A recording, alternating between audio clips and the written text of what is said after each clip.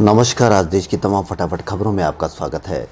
गंगा नदी में तैरती हुई लाशें मिलने का सिलसिला गुरुवार को भी जारी रहा। बिहार के बक्सर से शुरू हुआ सिलसिला बलिया गाजीपुर से होते हुए अब चंदौली पहुंच गया। यहां आज सुबह आधा दर्जन से अधिक शव गंगा में दिखाई दिए, जिसके बाद अधिकारियों को फोन कर मामले की जानकारी दी गई। सूचना मिलने के तुरंत बाद चंदौली के ज्वाइंट मजिस्ट्रेट के नेतृत्व में अफसरों की एक टीम गंगा घाट पर पहुंची और शवों को गंगा से निकालकर उन्हें दफनाने का काम शुरू हुआ। वहीं कोरोना मरीजों का शव होने की आशंका में ग्रामीणों में दहशत की स्थिति पैदा हो गई। बॉलीवुड एक्ट्रेस कंगना रनौत और भारतीय क्रिकेट टीम के पूर्व खिलाड़ी इरफान पठान सोशल मीडिया पर आपस में भिड़ गए। कंगना रनौत और इरफान पठान दोनों ही इजराइल और फिलिस्तीन के बीच छिड़े विवाद में कूद पड़े हैं।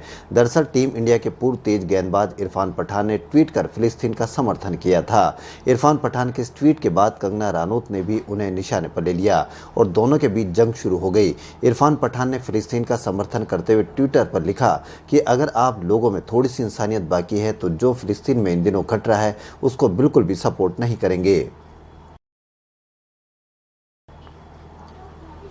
देश के प्रधान न्यायाधीश एन.वी. रमन ने कहा कि सुप्रीम कोर्ट में होने वाली सुनवाई के सीधे प्रसारण के प्रस्ताव पर वह गंभीरता से विचार कर रहे हैं। न्यायमूर्ति रमन ने हालांकि यह भी कहा कि कोई भी ठोस कदम उठाने से पहले वह शीर्ष अदालत में अपने सभी सहकर्मियों के साथ इस पर विचार करना चाहेंगे।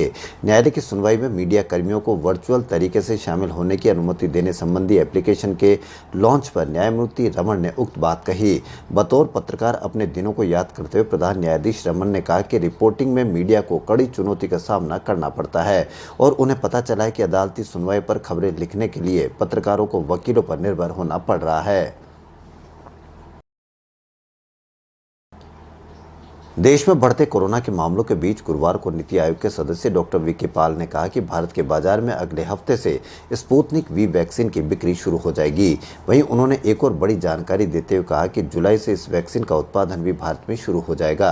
इसके साथ ही उन्होंने कहा कि FDA WHO द्वारा अनुमोदित कोई भी वैक्सीन की कंपनी भारत आ सकती है। आयात लाइसेंस 1-2 दिनों के भीतर दे दिया जाएगा। उन्होंने कहा कि वर्तमान में कोई भी आयात लाइसेंस लंबित नहीं है। कोरोना संक्रमण के बीच सेंट्रल विस्टा प्रोजेक्ट चर्चा का विषय बना हुआ है। महामारी के इस दौर में प्रोजेक्ट के निर्माण को लेकर विपक्ष लगातार मोदी सरकार पर हमलावर हो रहा है। सवाल उठ रहा है कि जब देश संकट में है तो इस प्रोजेक्ट में पैसा क्यों बर्बाद किया जा रहा है। उधर सरकार ने किरकिरी से बचने के लिए इंडिया गेट के आसपास निर्माण स्थल पर फोटोग्राफी और वीडियो रिकॉर्डिंग को प्रतिबंधित कर दिया है। इसके अलावा सेंट्रल विस्टा एवेन्यू के पुनर्निर्माण स्थान पर बोर्ड भी लगा दिए गए हैं। इसमें CPWD ने कहा है कि इस स्थान की फोटोग्राफी निषेध और वीडियो रिकॉर्डिंग निषेध है। कांग्रेस प्रवक्ता जयवीर शेरगिल ने मोदी सरकार पर हमला बोलते हुए कहा कि कोरोना महामारी के दौर में भी मोदी सरकार का ध्यान आंकड़े दबाने और सच की तस्वीर छिपाने में लगा हुआ है। फोटोग्राफी बंद करवाने से सच छिप नहीं सकता। आज भाजपा और केंद्र सरकार कोरोना से लड़ने के बजाय सबको वैक्सीन दिलवाने के बजाय हजारों करोड़ रुपए सेंट्रल विस्टा पर लगा रही है, जो चिता पर डीजे बजाने वाले कार्यक्रम की तरह है। देश भर में कोरोना वायरस की दूसरी लहर ने कोहराम मचा रखा है। कोरोना संक्रमण के बढ़ते कहर के बीच कांग्रेस नेता राहुल गांधी ने गुरुवार को प्रधानमंत्री नरेंद्र मोदी पर एक बार फिर निशाना साधा है। राहुल गांधी ने कहा कि ऐसे समय में जब देश कोविड-19 महामारी का सामना कर रहा है, वैक्सीन ऑक्सीजन दवाओं के साथ पीएम खुद भी गायब है। कांग्रेसी नेता राहुल ने एक ट्वीट कर कहा कि वैक्सीन ऑक्सीजन दवाओं के साथ साथ प्रधानमंत्री भी गायब हैं। बचे हैं तो बस सेंट्रल विस्टा, दवाओं पर GST और यहाँ वहाँ प्रधानमंत्री की फोटो।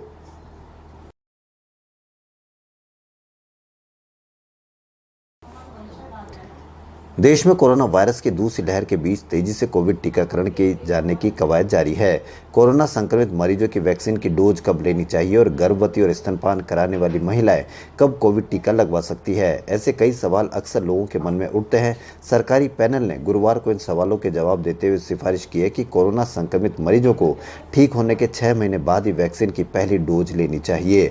सूत्रों के मुताबिक सरकार के राष्ट्रीय टीकाकरण तकनीकी सलाहकार समूह ने कोरोना वैक्सीन कोविशील्ड की दोनों खुराकों के बीच अंतर बढ़ाकर 12 से 16 हफ्ते यानी करीब 4 महीने करने की सिफारिश की है। हालांकि कोवैक्सीन की खुराकों के लिए बदलाव की अनुशंसा नहीं की गई है।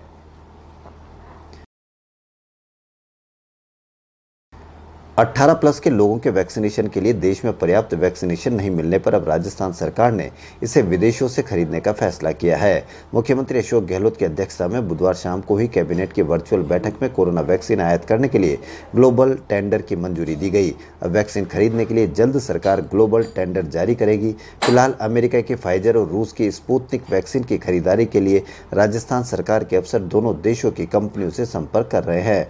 उत्तर प्रदेश सहित कई राज्य वैक्सीन आयात के लिए ग्लोबल टेंडर निकाल चुके हैं। कोरोना महामारी से देश में बिगड़े हालात से निपटने के लिए सरकार लगातार कोशिश कर रही है। डीआरडीओ की तरफ से तैयार की गई 2-डीऑक्सी डी ग्लूकोज दवा को इमरजेंसी यूज की मंजूरी के बाद इसे सबसे पहले दिल्ली के डीआरडीओ कोविड अस्पताल में भर्ती मरीजों को दिया जाएगा। अधिकारियों के मुताबिक 1-2 दिन में इस दवा को अस्पताल में भेजा जाएगा।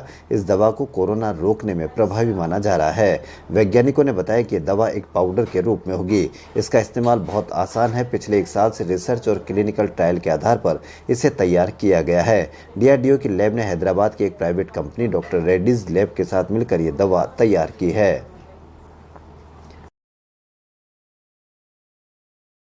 देश में कोरोना संक्रमण तेजी से फैलने की प्रमुख वजहों में से पिछले महीने हुए चुनाव और कुंभ भी है।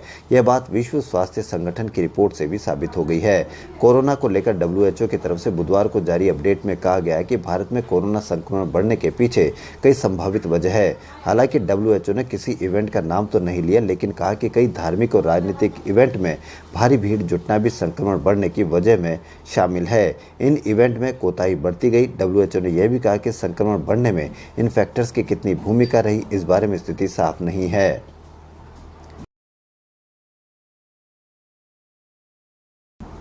प्रवासी मजदूरों के लिए सुप्रीम कोर्ट ने आदेश देते हुए कहा कि केंद्र सरकार, दिल्ली सरकार, यूपी और हरियाणा में फंसे प्रवासियों को परिवहन प्रदान करने पर राहत के लिए उठाए गए कदमों की जानकारी दे।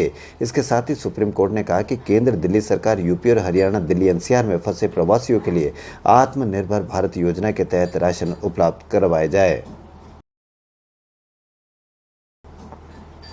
सलमान खान की राधे योर मोस्ट वांटेड भाई फिल्म के रिलीज की फैंस को बेसब्री से इंतजार था।